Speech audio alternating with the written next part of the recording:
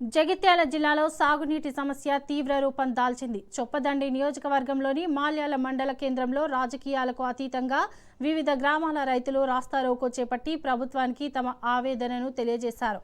చేతుల్లో ఎండిపోయిన నారు మొలకలను పట్టుకొని వరద కాల్వలోకి వెంటనే సాగునీటిని విడుదల చేయాలని డిమాండ్ చేశారు. విద్యుత్ కోతలు, యూరియా కొరతతో ఇప్పటికే తీవ్ర ఇబ్బందులు ఎదుర్కొంటున్నామని ఆవేదన వ్యక్తం చేశారు.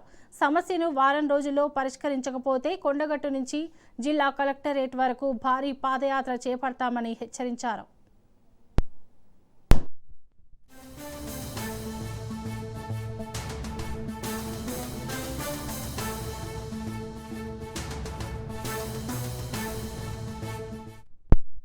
కన్నెపల్లి పంప్ హౌస్ వద్ద ఏదైతుందో ఇప్పుడు ప్రాణిత నీటి ప్రవాహం ఏదైతుందో ఇప్పుడు 93.5 మీటర్ 93.5 మీటర్ చేరుకుంటే వీళ్ళ కన్నెపల్లి పంప్ హౌస్ నుండి డైరెక్ట్గా నీటి ఎత్తిపోయొచ్చు అని చెప్పి అంటున్నాం. మొత్తం ఇవాళ సాగునీటి రంగ నిపుణులు అందరూ కూడా చెప్తున్నారు. వెదర్ శ్రీరామ్ గారు కూడా చెప్పిండ్రు, శాస్త్రి గారు కూడా చెప్పిండ్రు. ఇలా వరదకాలం చూడండి ఎట్లా ఎండిపోయిందో అని చెప్పంటున్నా. ఇలా రైతులు పంట పొలాలు కాదే తాగుటా నీళ్ళు లేవు అని చెప్పంటారు. తాగుటా నీళ్ళు లేవు. అసలు మీరు ఇంత దేశాలు పోయి అంత ఈర్ష్య దేశాలతోనే ఇస్తుందో నీళ్ళు ఇస్తే ఎక్కడ కేసీఆర్ పేరు వస్తుందో ఇది ఎవరి పేరు సమస్య అని కాదు. రైతులకు కావాల్సి గుక్కడి నీళ్ళు కావాలి, గుక్కడి నీళ్ళు కావాలని చెప్పి అంటున్నాం.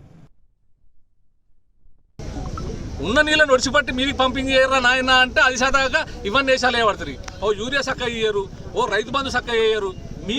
మీ ప్రభుత్వంలో ఏదైనా ఒకటి చక్కగా అయిందా? ఒక్కటి చక్కగా అయిందా?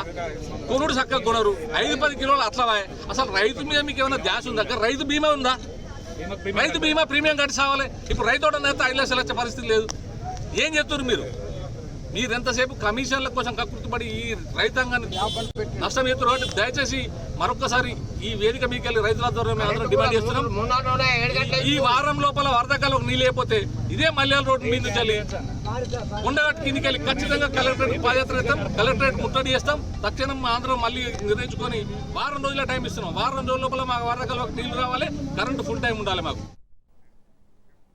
ఇదే సమయంలో రైతుల ఆందోళనకు సంఘీభావం తెలిపేందుకు వెళ్తున్న మాజీ మంత్రి బీఆర్ఎస్ రాష్ట్ర ప్రధాన కార్యదర్శి జీవన్ రెడ్డిని పోలీసులు నూకవెల్లి వరద కాల్వ వద్ద అడ్డుకున్నారు.